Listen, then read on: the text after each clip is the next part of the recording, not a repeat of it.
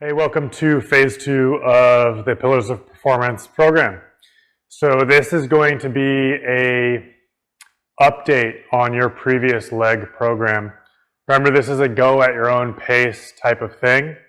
If there's movements that you like from the previous set of exercises and that you want to keep them. You know how your body feels, I don't. These are just my recommendations and fundamentals that I think are great for you as volleyball players and great as athletes. So feel free to start mixing and matching some of these things with the old things if you'd like. This is for you to choose from and progress at your own pace. So this is going to build on one of the previous exercises where you're tapping your heels to the ground. This time you're going to go a lot further. So in the previous exercise, you learned about stabilizing your core against the ground or your back against the ground so it's nice and full and cylindrical, and you tapped your heels kind of close to you. Now what you should be able to do is keep your back against the ground and reach your feet all the way down and back up without your lower back coming off the ground. You might feel that weight shifts to your tailbone, and that's okay. What we don't want to have happen is that the back gets pulled with the legs. And so that means when you're doing this heel tap, if your back moves, you're not really asking your core to stabilize you. You're actually asking your hips to stiffen up. So in this, when done well, you are going to get your core stronger or more stiff to operate like a better foundation for your legs. So then you reach them out this way. I like to think of this as, go ahead and relax, as stiffening up the other side of the spring to jump high. What I mean by that is your legs are your springs to push into the ground. When they push into sand, something is soft, some of that power is lost and you don't jump very high.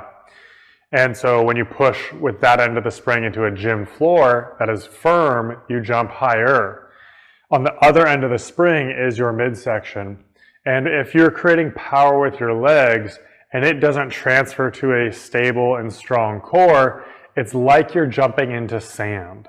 And so that's the thought process behind this and why this looks like a squat or a jump while you lie on your back. The next progression of this leg series is what I'm calling high diagonal sitting with a step. This is building off of the previous exercise, low diagonal sitting and rolling. You should be continuing that one, and that'll be listed in the PDF. Please download the PDF for this section as it will fine-tune some of the details or just flesh things out a little bit. So instead of being on your elbow, you'll be on both your hands. And I like to make an invisible rectangle where these hands are parallel. These two, the knee and the hand, are in line on the rectangle. And this hip and this hand are also on the same rectangle, same plane. This is going to be our starting position that we want to return to every single time. What she'll do first is going slow, whereas if she's going to run up and go sprint into the wall over there and step, and then she'll come back down. She should keep her arms straight, just like you, and she returned just like we wanted to that starting position, and then go ahead. And now I want her to go fast, without pushing into the ground with this leg, just with this knee here. And then back down and up. And she doesn't rest on the ground, she just recoils back and forth. Go ahead and pause. There's inevitably going to be some sliding around, so feel free to adjust. I want this swing leg to have a really big pendulum motion, that it goes really far. So I'm going to ask her to swing it pretty far back at the bottom position and then huck it forward and then back down and up. How far back can she reach it and not rest on the ground?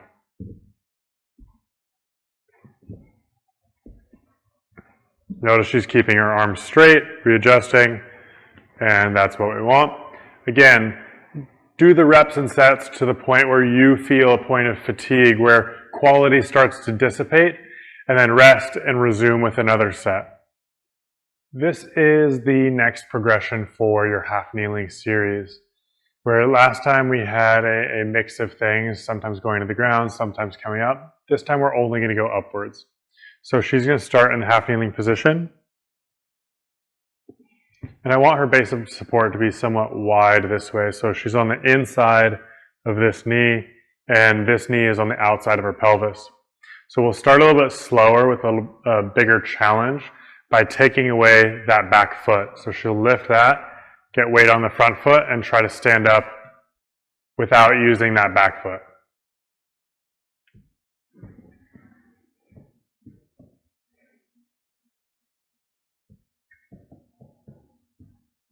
Great. Once you've done 2, maybe 3 sets of those, I want you to progress towards speed. So now she's going to try not to use her back foot too much, but stand up using the front leg as fast as she can. Hold. Notice this front position. She's brought this other leg forward as if she's going to go run or sprint or jump, and her hip, knee, and ankle are bent. A lot of you will leave this foot just hanging down and be kind of limp. We need it to come up with the leg. If the hip and knee are bending, the ankle needs to bend here as well.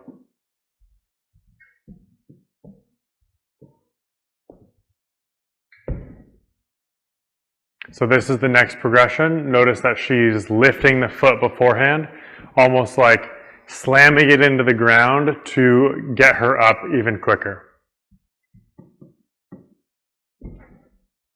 Good. So some of you might not be able to move very fast with this, and that's okay.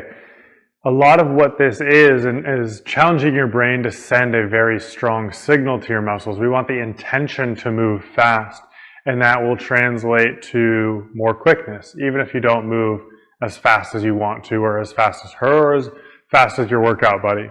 So keep that in mind, keep challenging yourself, and have variation when you can.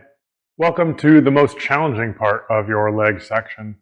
And this is why you daily deep squat, is you're going to need proficiency at the bottom of a squat position, but this time with one leg. I want you to have a PVC pipe, broomstick, something that you can use as a crutch. We have a PVC pipe here that works great to hold a lot of weight. Have some common sense with this. Don't grab a toothpick to hold yourself up, right? PVC pipes, a few bucks from Home Depot. So we're going to start with a generic pistol squat, which is basically a one-legged squat. And she's going to have that pull there. She can also have it on the other side for the same leg. Both are great. Neither is better than the other. The key point here about this one is that her knee and her foot point the same direction. If her knee starts caving in, like many of yours will, that's going to create a weaker leg so that you don't jump higher and a bigger risk for injury. So we really want you to keep an eye on that. And that's the main rule of this whole workout, of this section, is that your knees and feet need to point the same direction. That's going to be your limiting factor as you go into more variety. The free leg, the one you're not on, can go pretty much around the clock if you have the range for it. So I'd like you to start exploring of where can you go with this free leg. Notice that her knee and her foot are still pointing the same direction. She's putting a decent amount of weight on the PVC pipe, and that is perfectly okay. You might not go all the way down each time either, and that's fine. The point, again, is exploration. How dynamic can this hip joint work for you? And can your knee and foot continue to point the same direction in these new and challenging different directions?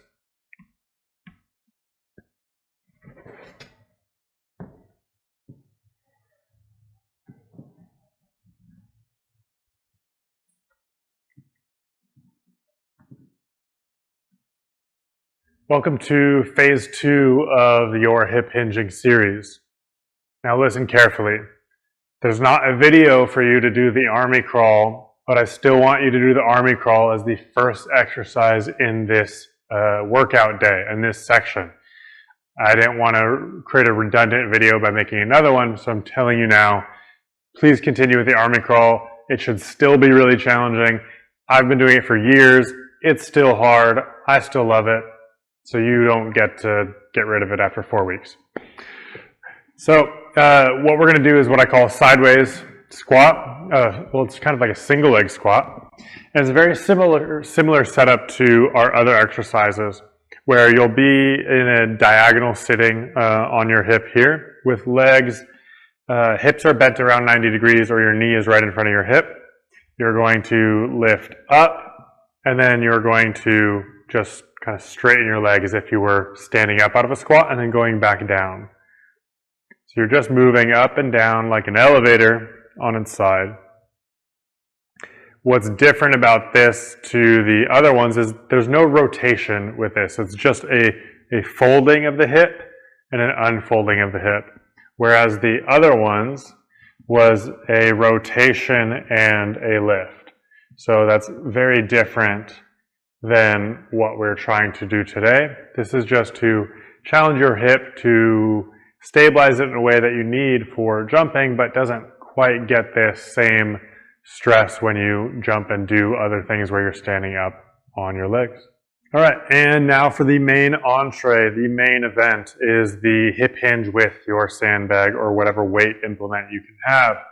So just to reiterate some of the main principles of what a hip hinge is, because it's poorly defined elsewhere than this course, is the knees are going to stay still, and then the spine tilts at the hips until it's about parallel with the ground, or just as far as you can maintain this subtle valley in the lumbar spine, and then come back up. So notice her knees didn't move forward or backwards or side to side. They stayed as still as stable pillars for her spine and hips to bend over. Now, why I wanted you to do it so much in those first 4 weeks is we're going to start doing some odd but normal changes for what the hip is capable of. So go ahead and face them. Is normally when we'd hip hinge, the foot and knee is going to point straight forward. However, the hip is a very dynamic joint. It is a ball in socket type of joint, which means that it can do all sorts of different things, which is why there's so many different amazing athletic sports in the world that ask for different things of the legs. So this is going to try to get a lot of the capacity or saturate the muscles around the hip and the legs for what they are capable of, rather than just tilting straight forward forever. So what we can do is, as she prepares to tilt over, just turn one leg out, no more than 45 degrees. Her spine still tilts straight forward.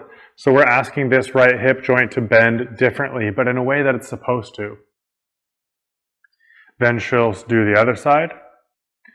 At these times, start becoming aware, and again, film yourself if your spine is going one way or another. A common trend with that is to have your spine tilt towards the open leg. If it tilts towards the other one, that's something else. But what we want is the spine to go straight forward regardless of where the legs are pointing. The key point is her knee and her foot turned out.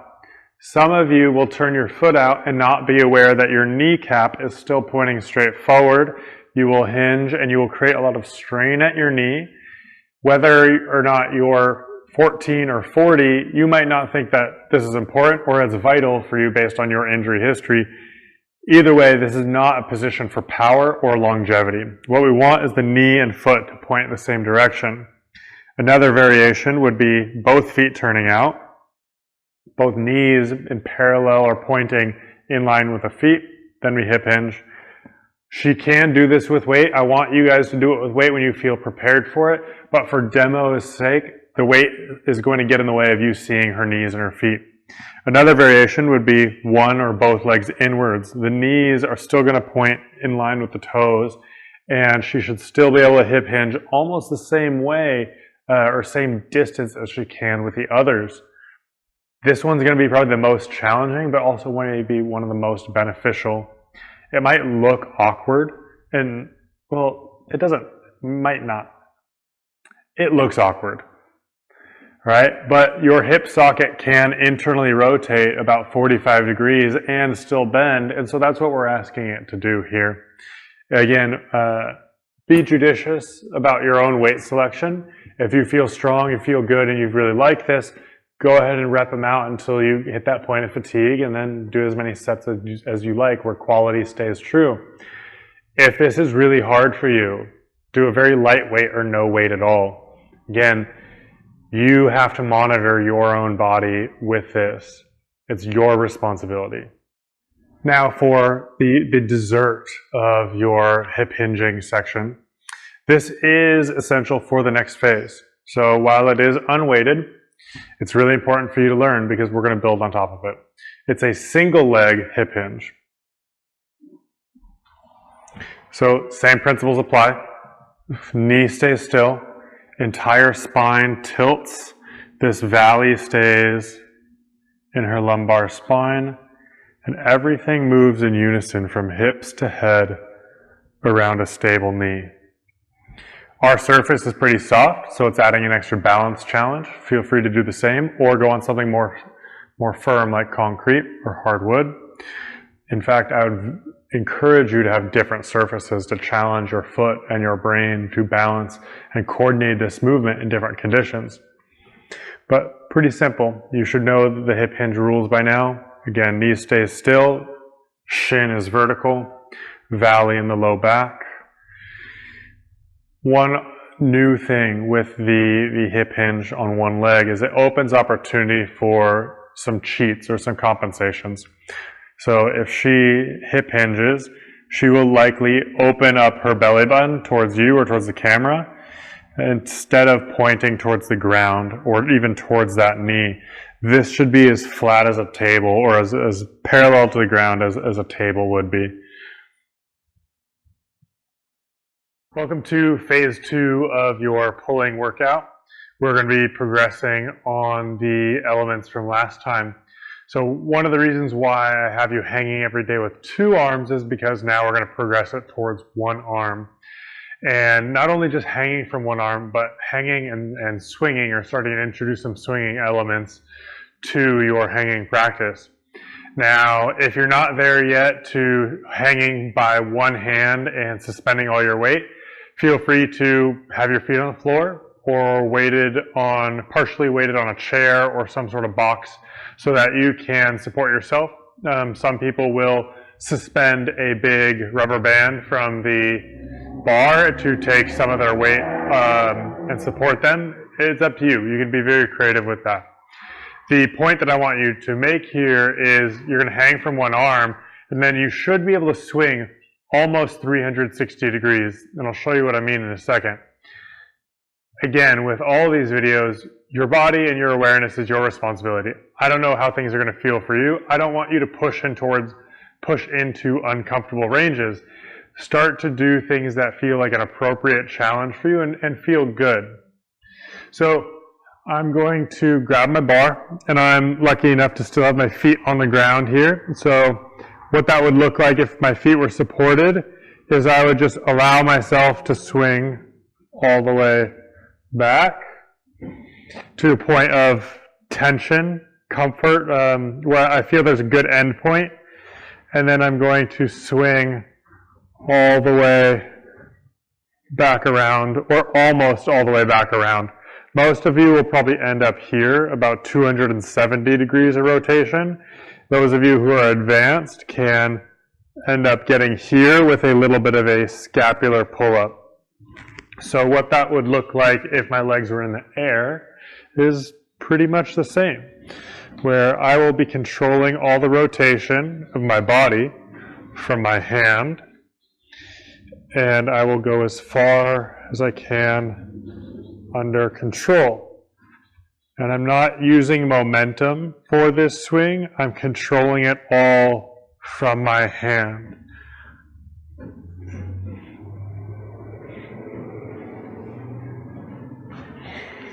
Good luck.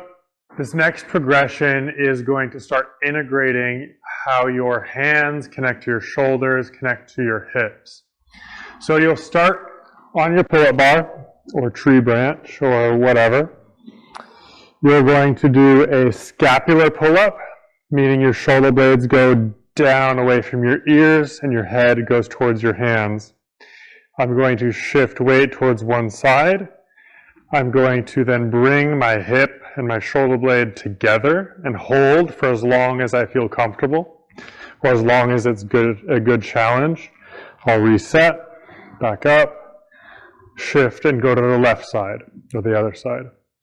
If this is too challenging for you, feel free to keep maybe a 1 or 2 finger grip with the other hand, or again, support your feet.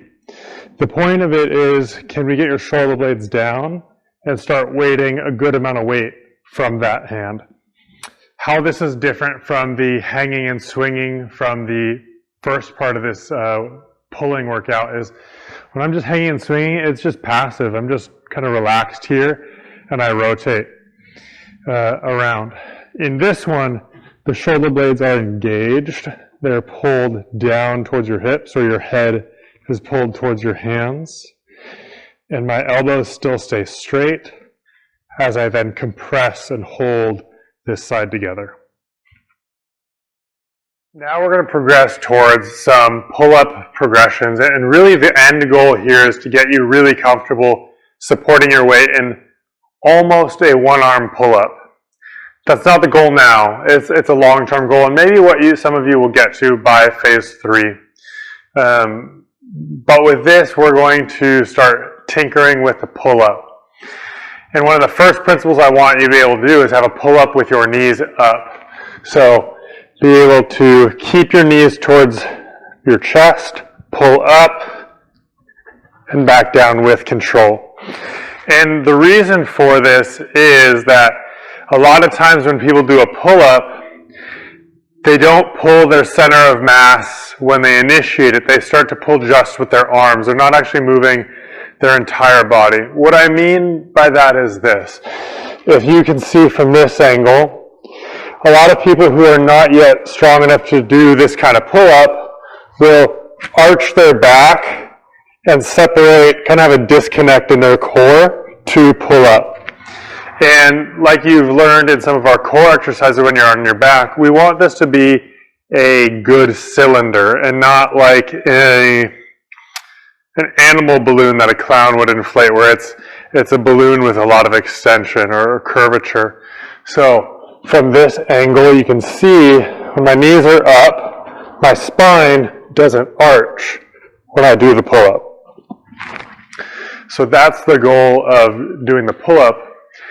If you can do that pretty well and you're ready for the next challenge, we're going to have a unilateral aspect to a pull-up, where you'll go up with 2 hands and then you're going to go down with mostly 1. Knees up, I'll pull up, shift towards 1 hand, slowly back down, reset if I need to, or just keep going and go over to the other side where I would pull up, shift to the other side, come back down. As always, one grip is not better than another. I'd rather you have a variety of grips. Have your palms facing you, have your palms away from you. Have one palm facing you, or have both palms facing each other on the bar, or whichever implement you choose to pull up from. Hey everyone, welcome to phase 2 of the arm pushing workout. What we'll start with is an evolution of the tricep push-up. So last time everything started on the ground, pushed up, everything should have gone well. You should be super strong at that now and be ready for this next challenge, which is very simple. We're just going to elevate your lower half. We're going to put your knees or feet on a box and try to do the same thing.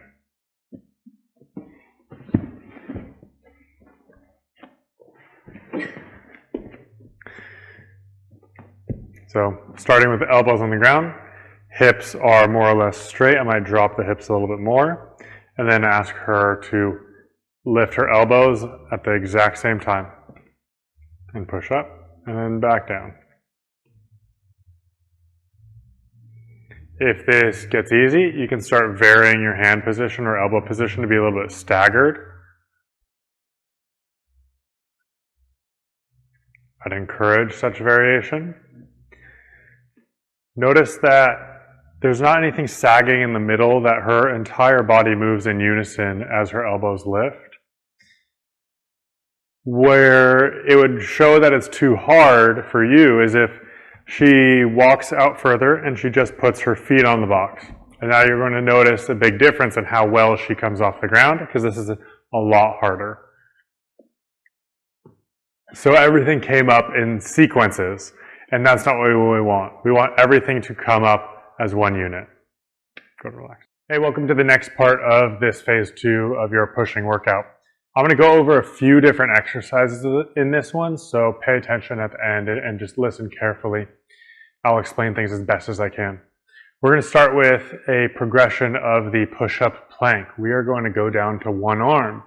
Now, some of you might be gasping at that, and don't worry, I've got a trick for you that will make it much more doable and a slightly different challenge on your core and shoulder that should progress this along even further.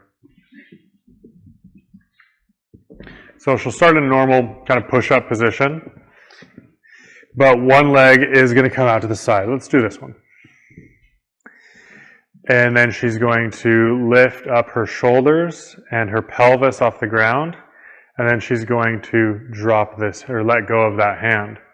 Notice that she's going to relax, that she went away from her hand and that her elbow, what you can't see, was a little bit more than 90 degrees. I want everything at 90 degrees in this, so I'm going to adjust her so that she stays on top of that hand. Bring this hand under you more. So why that was so hard for her is that her hand needed to be lowered closer towards the bottom of her rib cage instead of by her face. So when she comes up again, she'll be in a more advantageous position to just hold at 90 degrees. Relax. You got one more in you? No, I'm on that side. Okay, go to the side. One of the ways that you're going to compensate with this, or it's going to be not serve you best, is if the chest is not parallel with the ground. So she opened up her chest and we wanted to stay flat to the ground. Don't do that. Stay flat to the ground. There. And again, her hand went too high. So we're going to bring it there. So the forearm is somewhat vertical, and that she's creating a nice 90-degree angle with her forearm and her elbow, and a nice flat upper back here. A few reminders. Shoulder blades are broad. She's not pinching her shoulder blades together when she's doing this. They're very broad across her back. I almost feel that my skin or that the shirt on my upper back is stretching and taut instead of imagining it that is wrinkled together. One leg goes out to the side and vary it up. Have slight variation in your hands and ask questions in the comments if you have any. Right, forgot. So the bent arm bear and the mace series, those are highly variable and can be infinitely challenging. So with the bent arm bear, that's a really hard exercise for me and for her. So it's probably not ready to be tossed aside yet. So I want you to keep working on that. If you're one of the rare few that has thought that it's easy, either A, you're doing it poorly and you're cheating. So re-watch the introductory video that explains it, record yourself, and see how you might deviate, or start bending your elbows more. The more you bend your elbows in that, the harder it's going to be, and the more beneficial that can be for you. The other variation is like what we did with the tricep push-up. Just elevate your legs. Have your feet on the stairs or on the box or on a chair. Try and keep your elbows bent, and then just unweight an arm, unweight a leg. When your feet are elevated like that, obviously you can't crawl. And so I would just recommend unweighting one arm or the other. When we're back with our mace, change your grip towards the very end and put your hands closer together. That's the easiest way to make this harder. Start moving slower, add more weight to the end of your mace, but start challenging yourself now that you have a good understanding of what these movements are and have had about 4 weeks of introducing them to your body. Start adding more reps or a little bit more weight if you feel safe enough. Add speed even. But either way, these movements are great. They serve you for a very long time. Now it's up to you to keep challenging yourself with them.